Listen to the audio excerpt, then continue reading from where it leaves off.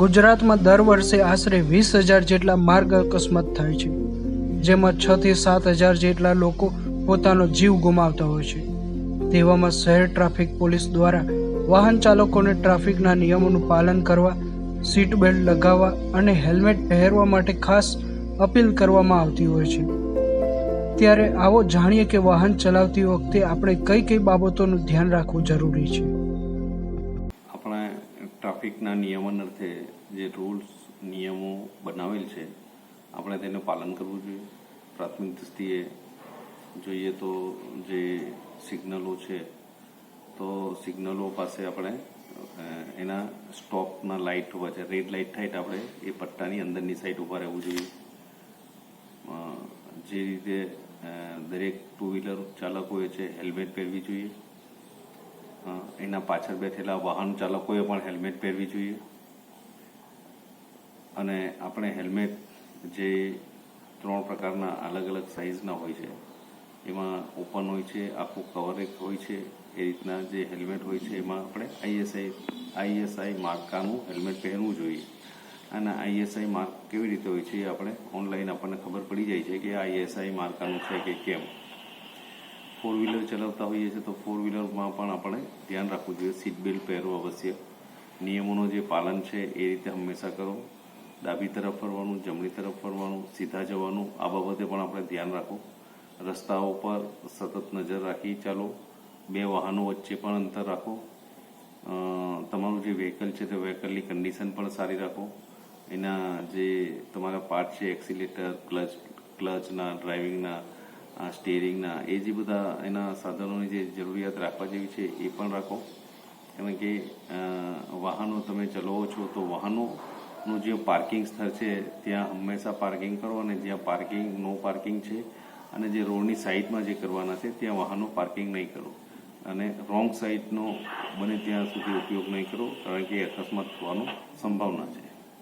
તમારું વ્હીકલ છે એને કન્ડિશન રાખો, તમારા 2 વ્હીકલ છે તો એના બંને મિરર સાથે રાખો। પછી તમારા જે તમારે પોતાનું ડ્રાઇવિંગ લાઇસન્સ છે, પીયુસી સર્ટિફિકેટ છે, વીમાના જે કાગળો છે એ અવશ્ય સાથે રાખો તમે। અને જે તમે આપણે જ્યારે ભંગ કરીએ છીએ ટ્રાફિકનું તો એનો તમને રોકડ દંડની શિક્ષા કરવામાં આવે છે, કે જેથી તમને દંડ એ એક શિક્ષા નથી, પરંતુ તમને ખ્યાલ આવે કે મારે આ રીતે વાહન નહીં ચલાવવું જોઈએ। તમને નો પાર્કિંગનો મેમો આવે એટલે નો પાર્કિંગનો મેમો આવ્યો એટલે તમારા માટે કંઈ દંડ વસૂલવા માટે નથી, પણ તમને ખ્યાલ આવે કે ભાઈ મારે હવે કાલે અહીંયા આ રીતે પાર્ક નથી કરવાનું। તમને રોંગ રેડ સિગ્નલ ક્રોસ કરો, રેડ સિગ્નલનો મેમો આવે એટલે તમારે સમજવાનું કે રેડ સિગ્નલ થઈ ગયા છે, હું પેલું એ લાઇન ક્રોસ ન કરું। અમારી જે વિવેકની સેક્શન છે અલગ અલગ, એમાં 177 છે, 178 છે, 179 છે, 180 છે, 182 છે, એને અલગ અલગ હેઠળ એને જે દંડની જોગવાઈઓ છે અને સરકારશ્રી દ્વારા જે જાહેરનામું બહાર પાડેલ છે એ મુજબ અમે દંડની વસૂલાત કરીએ છીએ। ટ્રાફિક ખૂબ અગત્યની વસ્તુ છે। પ્રતિદિન આપણા રોડ ઉપર 2 વ્હીલરો, 4 વ્હીલરો, 3 વ્હીલરો, વ્હીકલો ખૂબ પ્રમાણમાં વધી રહ્યા છે, અને એને રાખી અને સરકારશ્રી દ્વારા અવારનવાર એના નિયમો બનાવવામાં આવેલ છે, અને નિયમોની જાણકારી આપણે મેળવીએ।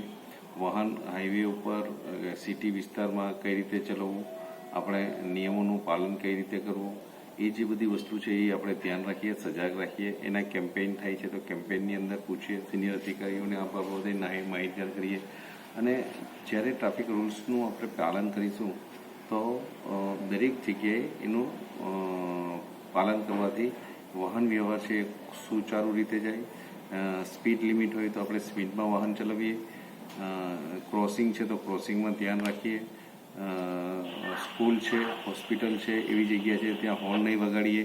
આ બધા અલગ અલગ જે નિયમો છે આપણે નિયમોનું પાલન કરીએ, જેથી કરીને આપણને જે નાના મોટા હર્ડલ્સ છે, એક્સિડન્ટના બનાવો છે, પછી ગંભીર અકસ્માતો છે, એને આપણે નિવારી શકીએ છીએ। આની સાથે સાથે આપણે ધ્યાન રાખો, વાહન લઈને આપણે રસ્તા પર ચાલતા હોઈએ છીએ, અંદર એક વાહનમાં એક ફર્સ્ટ કિટ બોક્સ હોય છે, તો ફર્સ્ટ કિટ બોક્સ જે છે એ આપણા માટે ખૂબ ઉપયોગી છે, તો એને આપણે સાથે રાખીએ કે જરૂર પડી જાય તો આપણે એનો ઉપયોગ કરી શકાય।